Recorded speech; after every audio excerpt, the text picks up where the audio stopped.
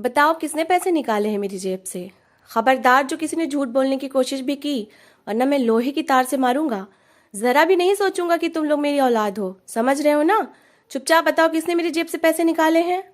बबलू और ईशा अपने बाप के सामने मुजरिम बने खड़े थे। कभी ईशा बबलू की तरफ देखती तो कभी अपने बाप की तरफ। माँ तो खामोशी से पीछे खड़ी थी, जानती थी कि जब पति को गुस्सा आ जाए तो वो किसी की नहीं सुनता। दोनों के चेहरे पर ही डर था। जानते थे जब पापा को गुस्सा आ जाए तो वो बहुत मारते हैं, जरा भी रहम नहीं करते। खासकर चोरी तो वो बिल्कुल माफ नहीं करने वाले थे। ईशा का शरीर तो कपकपा रहा था, चेहरे की सफेदी बता रही थी कि ये चोरी हो न हो इसी ने की है। मगर वो क्या करती, वो भी तो मजबूर थी। उसे हर हाल में वो सुंदर से कड़े लेने थे, जो कि उसकी सहेलियों ने भी लिए थे। स्कूल से घर आते हुए रास्ते में एक ज्वेलरी शॉप आती थी, जिस पर नए डिजाइन की ज्वेलरी आया करती थी। उस दुकान पर एक बहुत अच्छा कंगन था, जो कि देखने में बहुत कीमती लगता था। एक दिन जब ईशा अपनी सहेलियों के साथ उस दुकान पर गई, उस कंगन की कीमत पूछी तो उसकी कीमत 500 रुपये थी। पैसों को सुनकर ईशा के चेहरे पर जैसे उदासी छा चुकी थी। उस वक्त तो उसके पास सिर्फ 10 रुपये मौजूद थे, जो कि आज उसके पापा ने उसे चीज खाने के लिए दिए थे।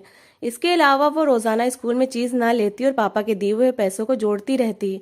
हफ्ते में 1-2 दिन वो 10 रुपए की कोई चीज लेकर खा लिया करती। वो अपनी उंगलियों पर गिनने लगी। उस वक्त उसके बैग में 50 रुपए थे, और ये 10 रुपए जो आज उसके पापा ने उसे दिए थे, ये पैसे तो बहुत कम थे। वो सोच रही थी कि आखिर वो इतना खूबसूरत कंगन कैसे ले, कि तभी उसके साथ मौजूद उसकी सहेलियों ने वैसे ही 2 कंगन फौरन खरीद भी लिए और लेकर खुशी खुशी अपने घर चली गईं।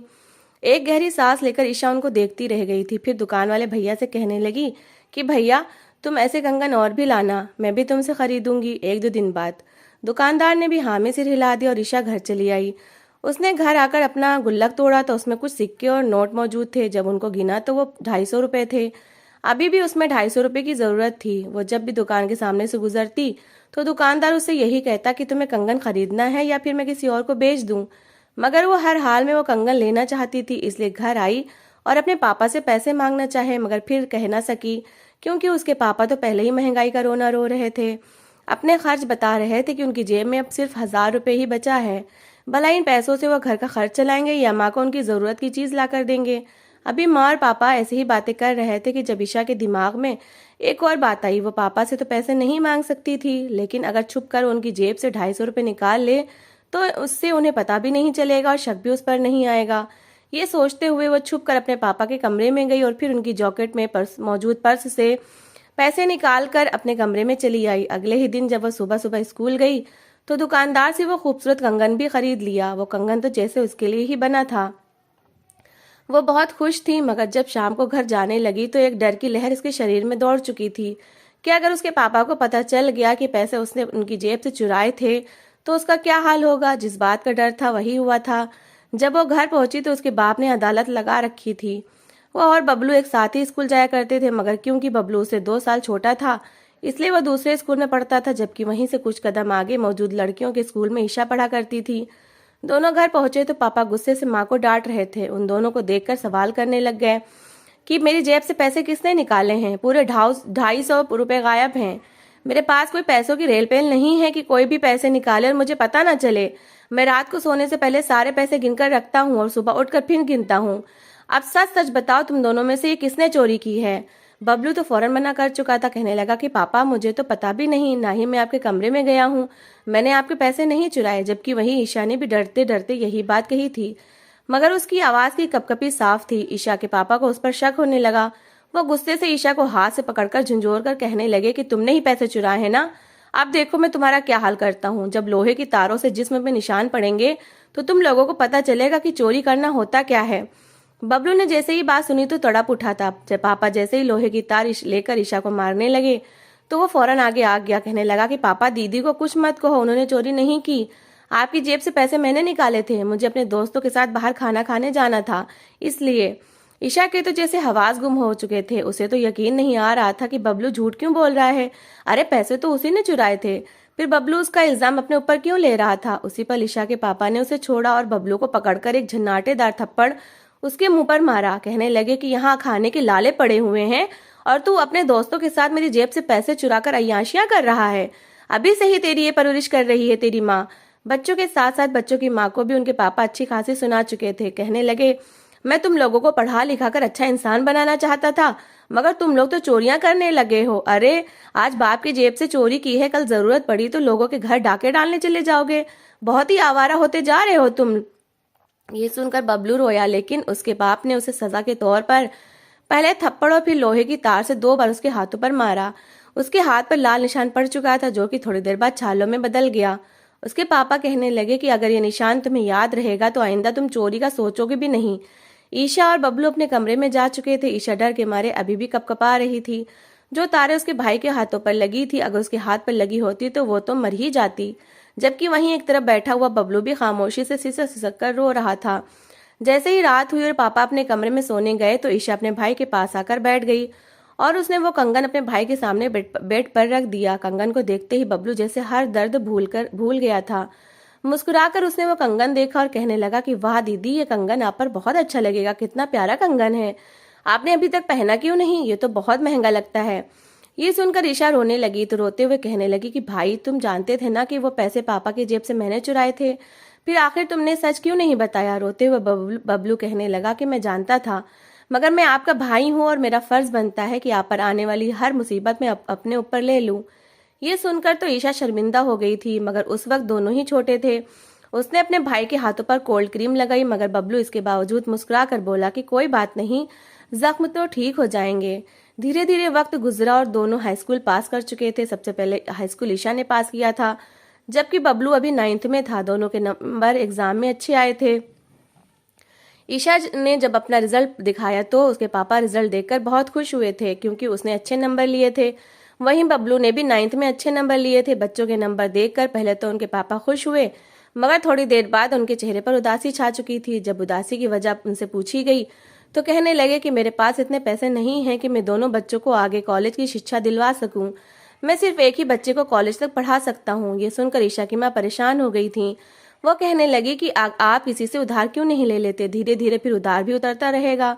ये सोचकर उनके पापा अपने कुछ दोस्त और रिश्तेदारों के पास उधार मांगने के लिए भी चले गए, मगर कोई भी उनको उधार देने को तैयार न था। जब ये बात बबलू ने सुनी कि पापा हम दोनों में से किसी एक को ही आगे की शिक्षा दिलवा सकते हैं, तो उसने एक फैसला किया और फिर अपने पापा से कहने लगा कि पापा मैं तो सिर्फ 10 क्लास तक ही पढ़ूंगा, इसके बाद मैं फिर आपके साथ जाकर मजदूरियां करूंगा, मुझे आगे की पढ़ाई नहीं करनी, मेरा दिल पढ़ाई से भर चुका है, आप दीदी को आगे कॉलेज की शिक्षा दिलवा दें। ये सुनकर तो उनका बाप गुस्से में आ चुका था। कहने लगा कि तेरा दिमाग तो ठीक है, अरे वो तो लड़की है, घर के काम काज सीखेगी, घरदारी सीख लेगी और फिर अपने घर की हो जाएगी, जबकि तू तो मेरा लड़का है, अच्छी नौकरी करेगा, कमाएगा तो हमारे भी दिन फिरेंगे। मगर बबलू ने एक ही रट लगाई थी, मैं आगे नहीं पढ़ाई करूंगा, बस कह दिया तो कह दिया। अगर दीदी भी अच्छी पढ़ाई करके कुछ बन जाएंगी तो उनका भी अच्छे घर में रिश्ता हो जाएगा, वो अपने घर में खुश रहेंगी। मगर उसके बाप ने तो उसे उस दिन बहुत मारा था कि तू पढ़ाई से जान छुड़ाना चाहता है, कैसा बेटा है तू, इतना सुस्त और कामचोर हो सकता है, मैंने कभी सोचा भी नहीं था। बाप की मार खाकर उसने पापा से कहा कि देख लेना पापा, आपने मुझे मारा है ना, अब मैं कभी लौटकर वापस नहीं आऊंगा, मैं यहाँ से चला जाऊंगा। उसकी बात सुनकर उसके बाप ने उसे उस वक्त धक्के मारकर घर से निकाला, मगर माँ ने फौरन अपने पति के आगे हाथ जोड़ दिए कि बस कर दो, क्यों जज्बात में फैसले करते हो, अरे बच्चा है, अगर कुछ कह दिया है तो प्यार से भी समझा सकते हो, तुम उसे घर से क्यों निकाल रहे हो। वहीं ईशा भी यही बोल रही थी कि मुझे नहीं पढ़ना, मेरी जगह मेरे भाई को पढ़ा दो।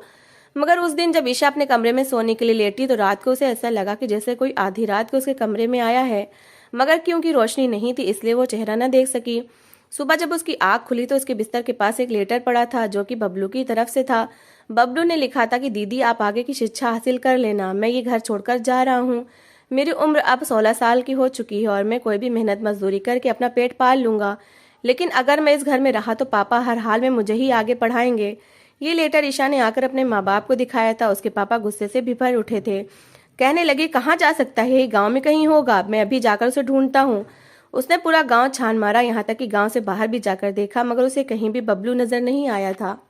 बबलू वहां से शहर जा चुका था। उसने घर से कोई भी सामान या पैसे नहीं लिए थे। शहर जाकर एक जगह फैक्ट्री बन रही थी, वहां पर मजदूरी करने लगा। वहीं जब बेटे की कोई खैर खबर न आई तो बबलू का बाप भी पछताने लगा और फिर उसने आगे की शिक्षा अपनी बेटी को ही दिलवाई थी। गांव के करीब मौजूद कॉलेज में 2 साल की शिक्षा हासिल करने के बाद जब ईशा शहर की यूनिवर्सिटी में दाखिल हुई तो तब तक 3 साल हो चुके थे। इन 3 सालों में उसने एक बार भी अपने भाई को नहीं देखा था। उसे तो हैरत होती थी कि उसका भाई उसके साथ किस कदर वफा कर चुका है। उसकी खातिर उसने अपना घर बार छोड़ दिया, ना जाने वो किस हाल में होगा। खाना खाया भी होगा या नहीं। एक दिन वो अपने हॉस्टल में ही बैठी अपने पेपर की तैयारी कर रही थी कि जब उसे उसकी सहेली ने आकर बताया कि बाहर कोई गांव का लड़का तुमसे मिलने के लिए आया है। ये सुनकर ईशा बड़ी हैरान हुई थी कि आखिर कौन सा गांव का लड़का उससे मिलने आया है। अक्सर गांव के अय्याश लड़के इशारेबाजियां करते थे, इसलिए ईशा ने यही सोचा कि कोई ऐसा ही लड़का होगा।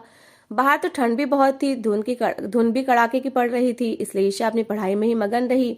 और 2 घंटे ऐसे ही बीत गए। जब उसे याद आया कि उससे कोई मिलने के लिए आया था तो वो फौरन हॉस्टल से निकली और दरवाजे तक आई। आकर देखा तो बाहर कड़ाके की सर्दी में उसका भाई एक महीन सी शर्ट पहने खड़ा कांप रहा था। भाई को 3 सालों बाद देखकर ईशा को यकीन न आया। वो खुद पर काबू न रख सकी और अपने भाई के गले लगकर फूट फूट कर रोने लगी।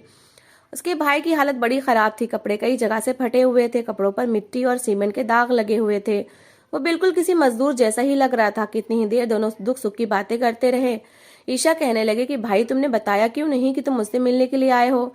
तो बबलू कहने लगा कि मैं कैसे बताता, अगर मैं बताता कि मैं ईशा का भाई हूँ तो तुम्हारी सहेलियां तुम्हारा मजाक उड़ाती कि तुम इतनी पढ़ी लिखी हो, तुम्हारा भाई मजदूर है।